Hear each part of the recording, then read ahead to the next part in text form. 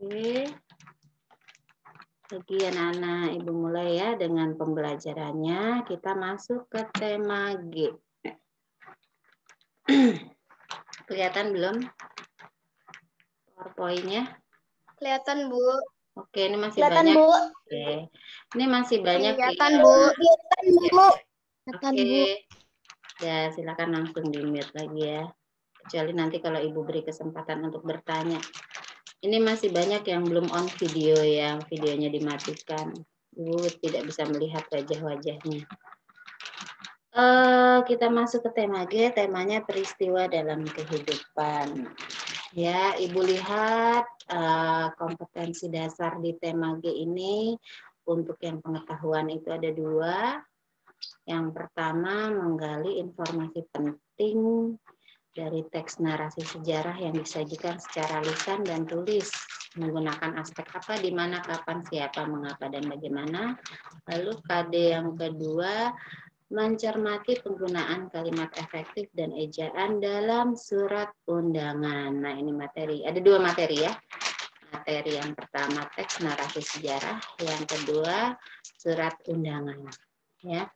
Nah, kita lihat materi yang pertama. Kalau minggu lalu kan kalian pas pembelajaran Ibu ada kegiatan fun learning, lalu pelajaran Ibu supaya kalian tidak terlalu lama Zoom juga Ibu berikan tugas membaca. Ya, yang dibaca apa sih? Yang dibaca bacaan dari tema G, beberapa teks narasi yang isinya itu cerita sejarah. Ya. Nah, kita lihat dulu sih apa sih yang dimaksud dengan teks narasi sejarah. Ya, di situ Ibu tuliskan pengertiannya. Siapa yang mau baca keras? Coba Kevin. Kevin baca yang keras. Apa sih yang dimaksud teks narasi sejarah? Terlihat tulisan Ibu Guru ya. Baca keras Kevin.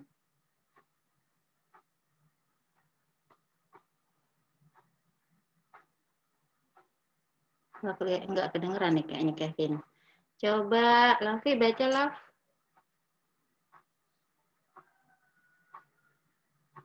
Halo. Kedengeran nggak suara Bu Guru? Teks narasi sejarah merupakan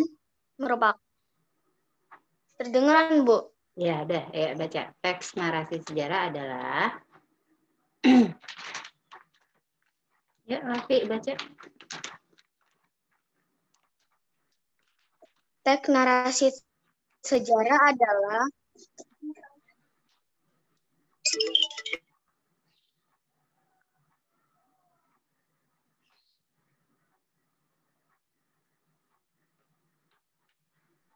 teks narasi sejarah adalah teks yang di dalamnya menjelaskan dan menceritakan tentang fakta dan kejadian masa lalu yang menjadi asal muasal atau latar belakang terjadi suatu yang memiliki nilai sejarah. Iya. Ntar ada yang bergabung nih.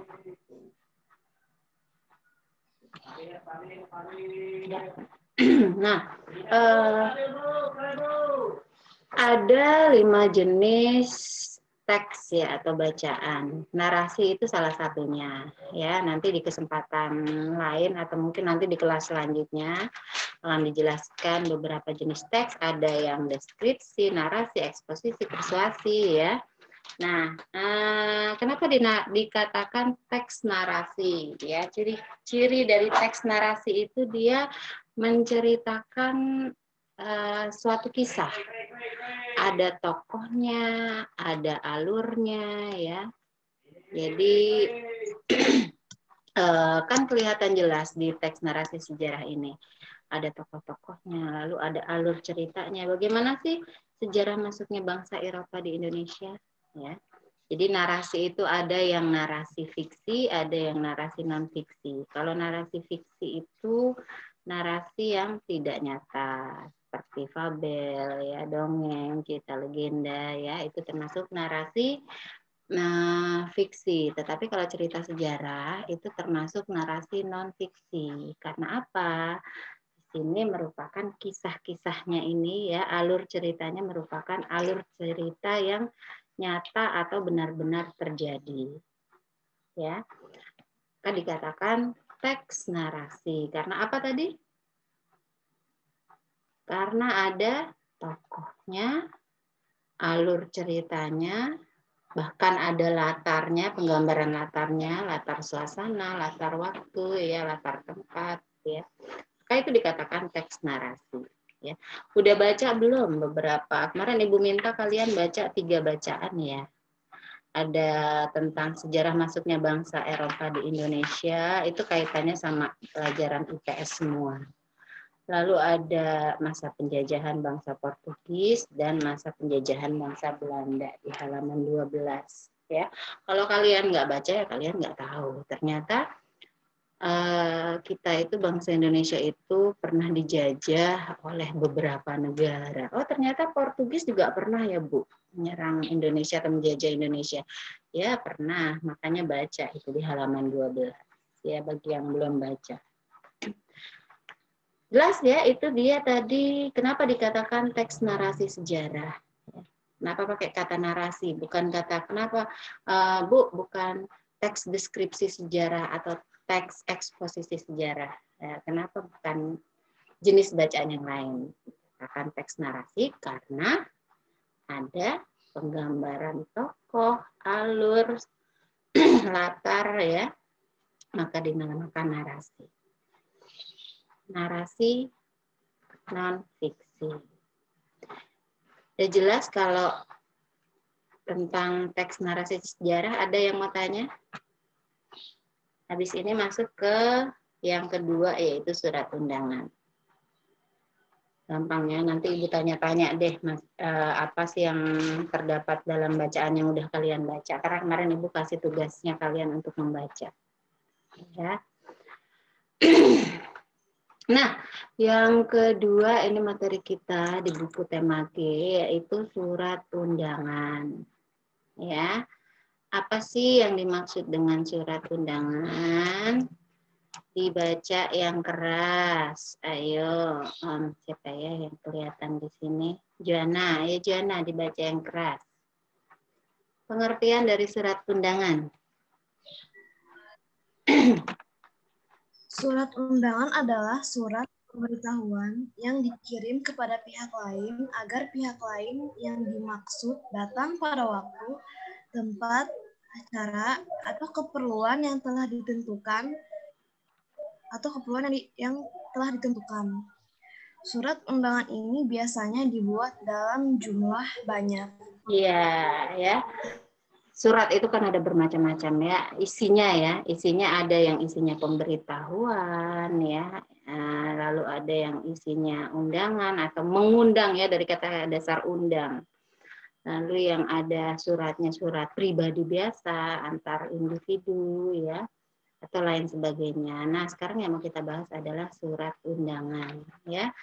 Tadi sudah dibacakan bahwa tujuannya itu memberitahukan ke pihak lain agar bisa datang tepat waktu pada suatu acara atau keperluan yang telah ditentukan ya. Jadi tahu waktunya kapan, tempatnya di mana ya. Untuk keperluan undangannya itu apa ya. Jadi itu fungsinya dari surat undangan. Nah, surat undangan itu sendiri terbagi menjadi 2. Ada yang termasuk ke dalam surat undangan resmi dan satu lagi surat undangan yang tidak resmi. Itu yang baca ya. Surat undangan resmi merupakan jenis surat undangan yang dikirim oleh instansi atau lembaga kepada instansi lain atau seseorang. Ya. Jadi intinya surat resmi ini bukan dari perorangan, tetapi ada instansi atau lembaga yang mengeluarkannya. Misalnya lembaga apa saja sih Bu, atau instansi apa saja sih? Misalnya bisa dari sekolah, kantor, terus misalnya tempat ibadah ya, misalnya dari gereja, masjid atau apapun ya, atau dari kelurahan, kantor-kantor seperti itu ya. Nah, kalau yang pribadi berarti perorangan ya. Misalnya orang tuamu mengirim surat untuk ibu memberitahukan kalian tidak masuk, itu termasuk surat pribadi. Ya, kamu memberi surat untuk temanmu, itu termasuk surat pribadi, karena kalian itu adalah individu, bukan sebuah lembaga. Ya. Nah, lalu surat undangan resmi sangat memperhatikan penggunaan bahasa, sehingga surat undangan resmi lebih banyak menggunakan bahasa yang baku atau bahasa yang formal, ya, bukan menggunakan bahasa pergaulan, ya, atau yang bahasa kita sehari-hari. Ya, kalau yang baku ini benar-benar sesuai dengan ejaan dalam KBBI. Ya, misalnya nggak boleh pakai kata enggak, harus tidak, ya, benar-benar harus baku. Lalu surat undangan resmi juga disertakan dengan kop surat atau kepala surat. Nanti kita lihat bentuknya, ya. Lalu, nah ini pengertiannya. Kop surat atau kepala surat merupakan identitas dari lembaga atau instansi pengirim surat. Misalnya ada lembaga yang paling terkecil apa ya, misalnya di RT kalian, ya, itu juga sebuah lembaga terkecil, ya, di lingkungan. Ada surat undangan dari Pak RT mau ada rapat warga. Nah, itu termasuk surat apa, Bu? Itu termasuk surat resmi, ya. RT atau rukun tetangga itu sebuah lembaga terkecil di lingkup lingkungan sekitar kita. Ya, termasuk lembaga, bukan dari pribadinya Pak RT yang menulis surat, tapi Pak RT itu pasti kan punya apa ya, kayak sekretarisnya, ya, yang tugasnya membuat surat dan lain sebagainya. Jadi itu merupakan suatu instansi atau lembaga terkecil, ya, di lingkungan kita. Lalu kop surat undangan resmi, ya, surat undangan resmi ini maksudnya. Kop surat undangan resmi biasanya disertakan dengan logo dari instansi tersebut, ya. Bu, RT saya logonya cuma tulisan aja, Bu, nggak ada logo yang gambarnya apa tuh, burung Garuda lah apa, nggak ada, Bu. Ya nggak apa-apa, ya. Logonya ini bisa bentuknya sederhana atau hanya tulisan saja. Lalu surat undangan resmi dalam setiap surat yang keluar selalu disertai dengan nomor surat sesuai dengan agenda surat pada instansi tersebut. Di akhir penutup surat undangan resmi selalu disertai dengan cap atau stempel, ya. Dan juga ada tanda tangan dari kepala instansi tersebut. Kalau dari sekolah biasanya ya kepala instansinya ya kepala sekolah. Kalau biasanya dari RT ya Pak RT, ya, ada tanda tangan dari kepalanya. Nah, berikut ini contohnya kita lihat, ya. Nah, ini adalah kop suratnya, ya, atau kelihatan ya kepala suratnya. Di buku kalian banyak kok contoh-contohnya. Di kop surat yang baik itu yang pertama ada logonya, lalu ada nama instansinya. Ini namanya Pemerintah Daerah Khusus Ibu Kota Jakarta, Dinas Pendidikan Sekolah Menengah Atas SMA Cendana. Ini nama instansinya. Lalu ada alamatnya dan telepon, fax, email itu hanya untuk supaya bisa menghubungi, ya, menghubungi instansi tersebut. Enggak, bukan nama. Ya, di mute dulu. Lalu di bawah kop surat, ada dimatikan ya suaranya. Di bawah kop surat ini ada tempat dan tanggal. Surat channel dalam mama gimana nanya. Ini siapa sih yang bersuara? Sebentar, Ibu mute all. Oke. Nah, di bawah kop surat, di situ ada tempat dan tanggal. Ya, kalian dulu waktu masih tatap muka sering ya mendapat surat dari sekolah, itu termasuk surat resmi. Bisa kalian lihat di sana ya, surat-surat yang dari sekolah pasti ada tempatnya, Jakarta, lalu ada tanggalnya sekian sekian sekian. Kalau dari sekolah ya berarti tempatnya Tangerang Selatan, ya, tanggal berapa. Nah, di sana juga terdapat nomor, lampiran, dan hal. di sebelah kiri ya. Ini sebenarnya tidak sejajar nih dengan agak turun sedikit dengan tempat dan tanggal. Tapi dia letaknya di sebelah kiri sini. Nomor itu surat tersebut nomor berapa ya? Di sekolah kita ada bagian tata usaha yang mengurus surat-surat atau kearsipan itu Bu Ines. Kalau dulu Bu Lucy ya. Surat yang masuk maupun surat yang keluar itu sama Bu Lucy atau Bu Ines itu dicatat. Ada pencatatannya, ada pembukuannya ya. Jadi nanti kalau bertanya atau ada yang bertanya, saya kok nggak pernah menerima surat ini ya dari sekolah. Nanti bisa dicek lagi, oh surat itu surat tanggal berapa. Ada tertulis di sana ya nomornya. Ya, ini kode-kode nomor biasanya yang tahu ya instansi tersebut ya. Lalu lampiran. Lam ini dari singkatan dari lampiran ya. Di sini strip. Lampiran itu maksudnya apa, Bu? Ada tuh kalau misalnya surat pemberitahuan ekskul, lalu ada lampirannya berupa format untuk kalian bisa mengisi data diri kalian. Nama, lalu kelas berapa, ekskul yang dipilih apa. Biasanya ada lembar tersendiri di belakang terus di staples ya. Nah, lembar tersendiri itu maksudnya lampiran. Ya. Nah, kalau cuma selembar seperti ini, seringnya kita melihat lampiran itu di strip karena apa? Ya karena suratnya hanya selembar.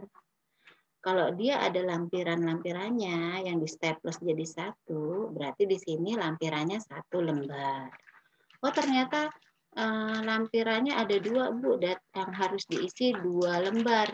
Di staples nih jadi satu sama surat utamanya, berarti lampirannya 2 lembar dan seterusnya. Ya, itu namanya lampiran. Hal, ya ada yang menulis hal, ada yang menulis perihal. Hal itu adalah isi dari surat tersebut itu pembahasannya tentang apa sih, ya. Jadi perihalnya tentang apa sih? Ya.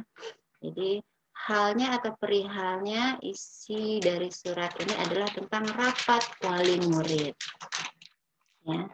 Nah, di bawah nomor lampiran dan hal di sini ada surat tersebut ditujukan untuk siapa? Oh, ternyata surat undangan ini ditujukan untuk ini ya Bapak Ibu guru, Bapak Ibu orang tua murid ya. Di tempat. Lalu ada kata-kata pembuka. Ini karena sekolahnya sekolah umum, biasanya salam pembukanya dengan Assalamualaikum ya. Disesuaikan. Kalau dari sekolah kita biasanya salam damai ya dan seterusnya. Lalu masuk dengan kata-kata pembuka. Nah, baru masuk ke isinya atau intinya ya. Bahwa akan diadakan rapat ya bagi siswa baru, dimohon untuk bisa menghadiri. Diadakan hari Sabtu tanggal 29 waktu pukul sekian ya. Tempatnya di sini. Nah, kata-kata penutupnya diharapkan kehadiran Bapak Ibu. Ini kata-kata penutup ya. Yang ini. Nah, tadi diawali dengan salam penutup, diakhiri juga dengan tadi diawali dengan salam pembuka. Nah, maka diakhiri juga dengan salam penutup. Salam pembukanya tadi Assalamualaikum, salam penutupnya Assalamualaikum. Ya, lalu di sini ada siapa yang menjadi kepalanya, ya kepala sekolah, ya lalu ada namanya, ada tanda tangan dan biasanya di sini ada capnya. Atau stempel sekolah ya. Nah, anak kok dengar ya suara Ibu ya. Nah, di sini bagian-bagian ya. Di sini tadi bagian-bagian yang sudah Ibu jelaskan ya. Setelah kop surat ada tanda tanggal ya, tempat dan tanggal ini maksudnya nanti Ibu tambahkan. Lalu ada nomor surat, ada lampiran, hal, alamat atau tujuan surat, salam, isi, salam penutup ya dan seterusnya. Nah, bisa kalian lihat contoh-contoh surat resminya di buku paket kalian. Itu ada di halaman 84. Bisa dibuka halaman 84, lihat sendiri ya contohnya. Nah, udah dibuka belum?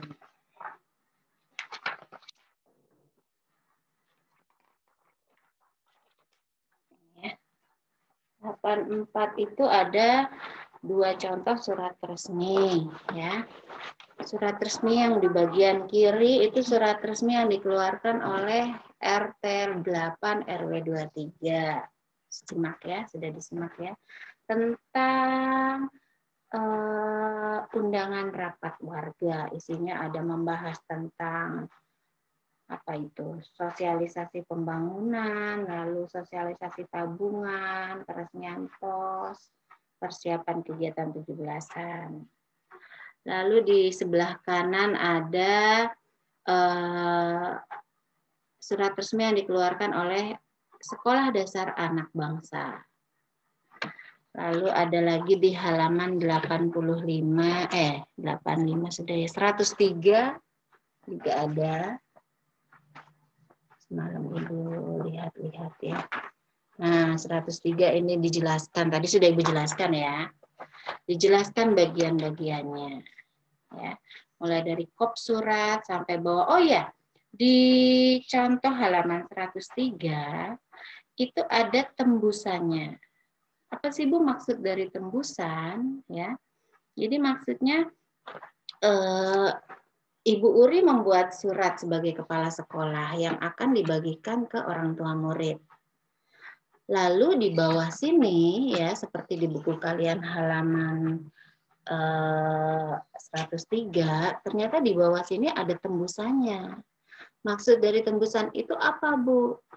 Ternyata tembusannya ke kepala yayasan.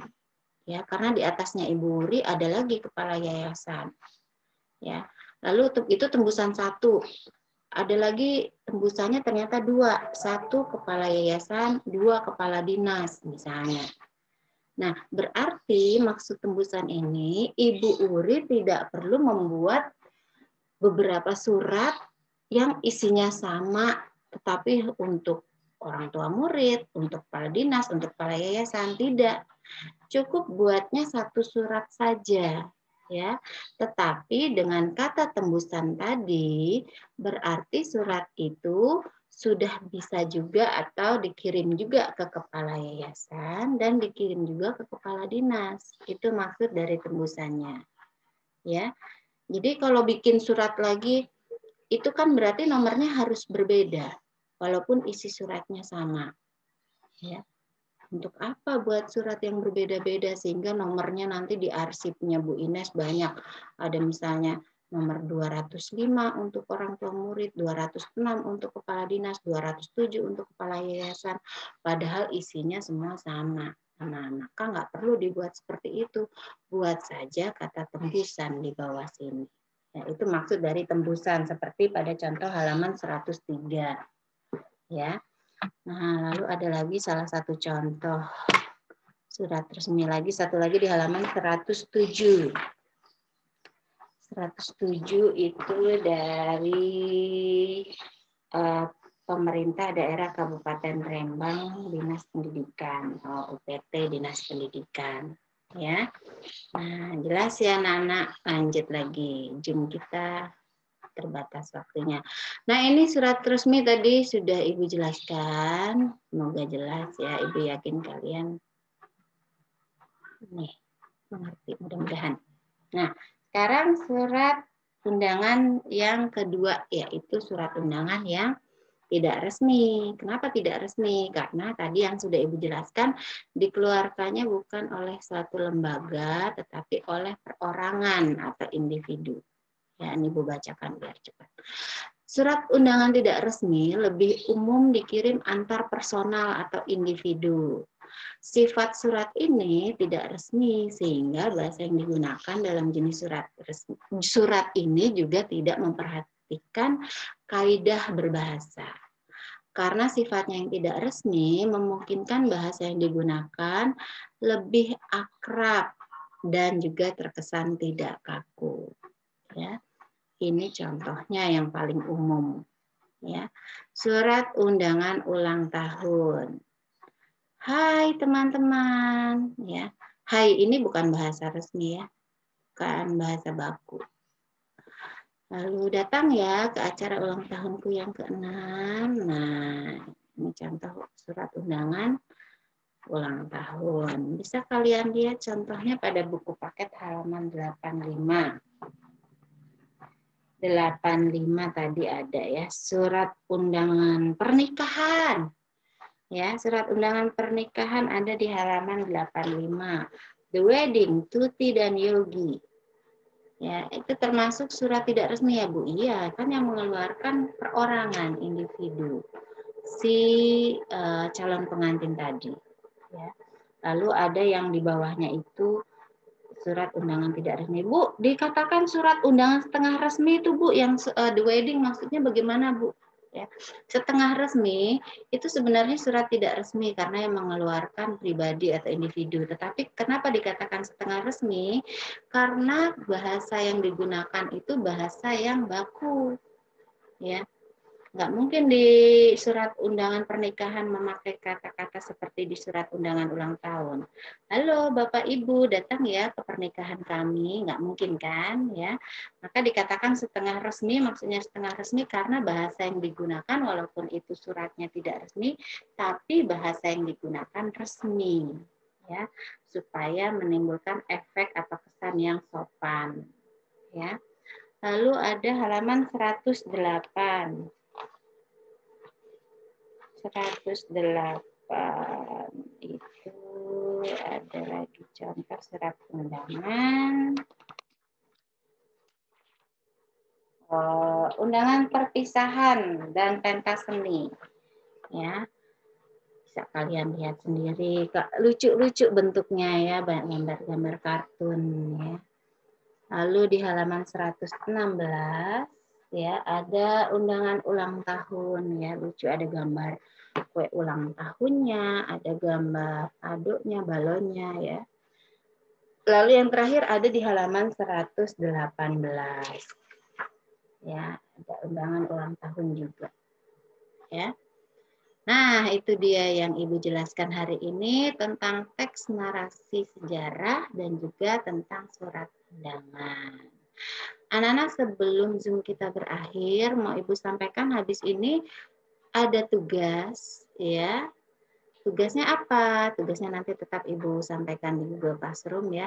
Membuat surat undangan ya yang tidak resmi. Ya, jadi nanti boleh misalnya surat undangan ulang tahun, bisa kalian gambar yang lucu-lucu seperti ini, boleh di buku gambar atau di kertas HVS ya. Nanti foto, lalu silakan posting di Google Classroom folder tugas untuk hari ini sebentar nanti Ibu buat. Ya, itu untuk nilai tugas yang kedua. Jadi pas tugasnya. Terakhir dikumpulinnya berapa, Bu? Hari apa, Bu? Ya kalau bisa secepatnya. Biasanya Ibu minggu depan ulangan, Ibu ingatkan yang belum mengerjakan atau mengumpulkan tugas nggak boleh ikut ulangan. Ya Ibu share nanti soalnya di classroom kalian. Gitu. Anak-anak, sebelumnya jelas dulu ya. Sudah jelas belum? Maksud Ibu, ada hal yang mau disampaikan atau ditanyakan nggak? Jelas, Bu. Jelas ya. Tadi apa, Bu? Tidak, Bu. Jadi saya lagi mau ngambil meja. Oke, bagi yang kurang jelas, boleh nanti lihat rekaman Zoom ini di Google Classroom ya, sama Ibu berikan nanti tugasnya untuk hari ini. Tugasnya Bu, tadi apa, Bu? Tuh ada tugas Kevin. Tugasnya.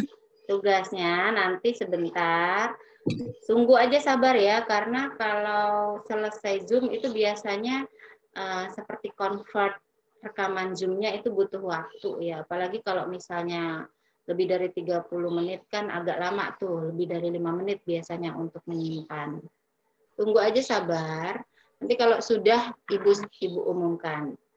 Tugas dan rekaman Zoom sudah Ibu share ya. Ya Kevin ya, ada tugas untuk hari ini. Minggu depan ulangan. Ya. Jelas ya Kevin? Kalau belum jelas, silahkan nanti dilihat aja deh rekaman Zoom-nya. Sudah ada yang mau bertanya? Masih keluar Bu aku. Iya, oh berarti jaringannya Kevin tuh nggak stabil. Adik itu nggak Zoom juga nggak? Kalau takutnya kalau Zoom-nya berbarengan sinyalnya, nah ya sinyalnya terbagi, jadinya harusnya yang biasanya kencang jadi nggak stabil ya. Udah nanti disimak aja lagi rekamannya ya Kevin ya. Yang lain Mas? Oke. Ya, ini tinggal 1 menit loh.